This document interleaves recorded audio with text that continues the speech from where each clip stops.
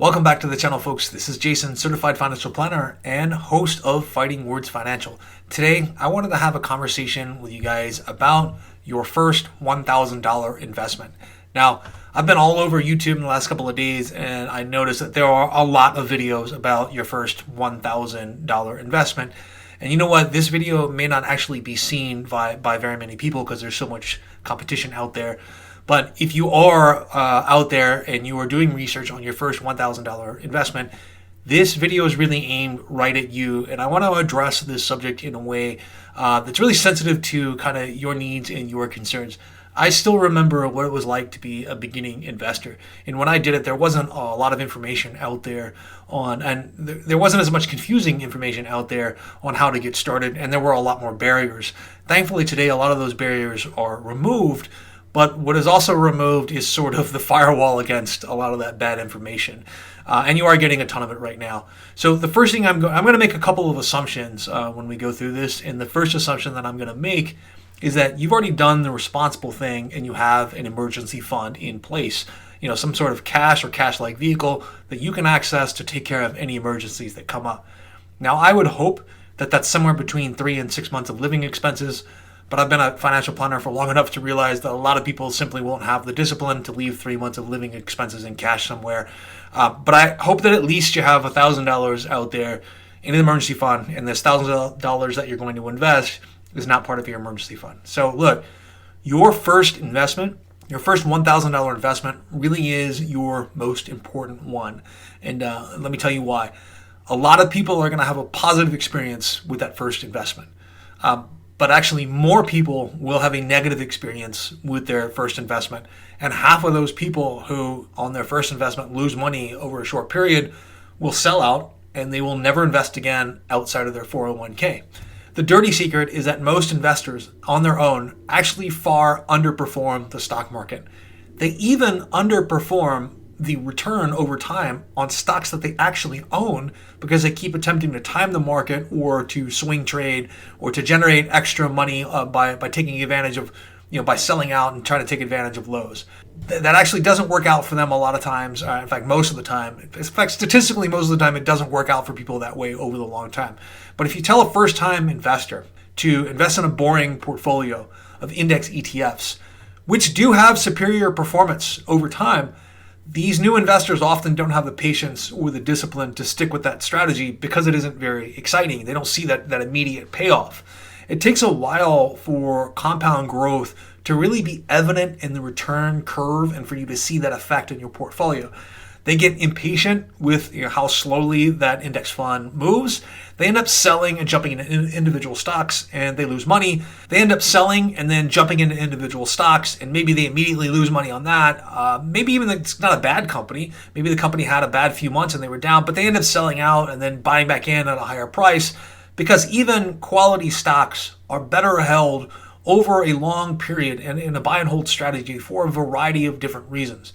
The problem that you face right now, though, is that you only have $1,000. It's your first $1,000.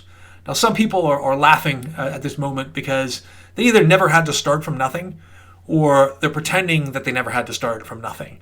I understand that this $1,000 investment is precious to you. You don't want to stick it all in a single stock and risk being underwater on a stock that dropped in value as soon as you bought it and never recovered. And this happens all of the time. And half of those people will never invest again, according to research, or at least they won't invest again outside of their 401k. And there's actually really good reason for this. A few years ago, somebody put out one of the most unfortunately named research studies on investing that I've ever seen. The research paper was called "Do Stocks Outperform Treasury Bills?"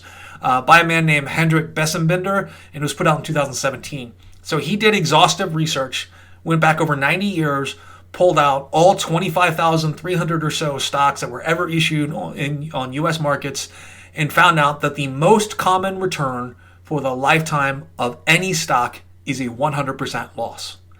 Over half of all of the 25,300 stocks ever issued didn't outperform the 3-month treasury bill over time, which is essentially the return of cash.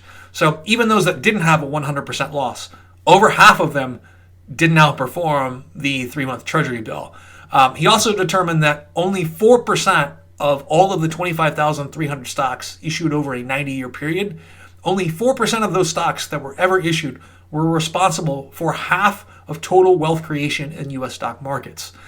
This is why people think that the stock market is rigged. This is why they think that trading stocks is only for professionals and that they can't compete. None of that is actually true. The stock market is merely a mechanism for transferring value from an impulsive investor to a patient one.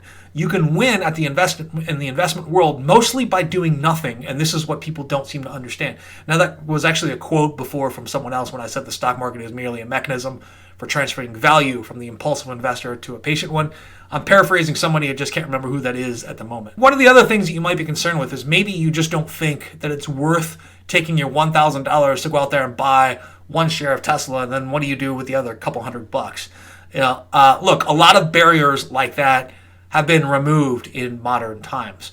Now there are no more high commissions to eat up the initial investment that you made. With a lot of these modern apps, there's either low or no commissions. Now you can buy fractional shares instead of buying one share. You buy 1.5 shares of Tesla. Even so, maybe you don't think that's a real good use for your first $1,000. Maybe you just don't want to own like 1.4 shares of Tesla or something like that. There are other ways you can go, and what I'm really talking about is ETFs. But I'm not necessarily talking about buying strictly index ETFs on something like the S&P 500 or the Russell 2000. You might find if you're a new investor and you don't really understand how compound returns work over time, you may find index investing to be a little too abstract. You may find that with your $1,000 investment that it's just not giving you enough change and to actually see what's going on there and to actually keep you engaged. And I don't want you to be impatient and sell out of that and go into individual stocks that you may or may not understand. So there is actually a way to split the difference between the boring, responsible thing to do and the no guts, no glory type of individual investment that you hear about on almost every YouTube channel. You can drill down and get pretty specific with ETFs. Now, ETFs, called exchange traded funds, they trade on the stock market just like individual stocks do. There are all kinds of videos out there that'll tell you what an ETF is. I'm not going to go into that right now. I want to make this point about ETFs.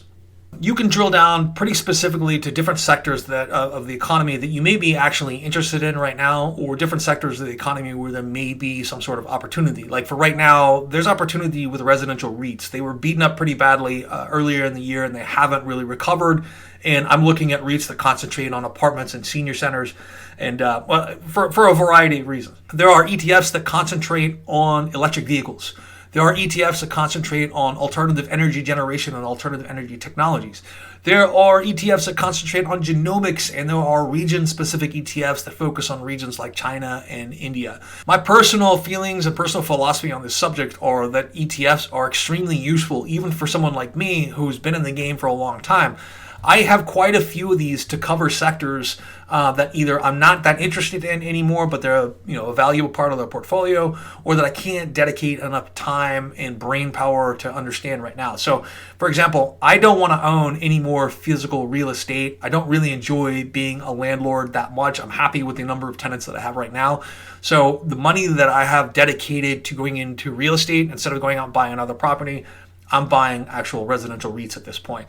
Another thing is I can't dedicate enough time to really understand the genomic revolution and all of the science behind it. I have a bare bones understanding of DNA, a bare bones understanding of artificial intelligence.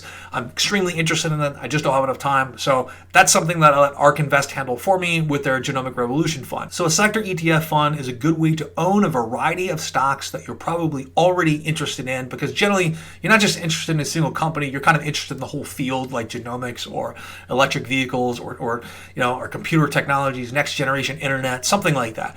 It's a good way to own a variety of stocks that you're interested in, get a sampling of return from each of them, but sort of spread out your risk among a bunch of different companies in that sector. So anyway, folks, these are just my thoughts. You can feel free to disagree with me in the comments below. I look forward to hearing from you. Thank you very much and have a nice day.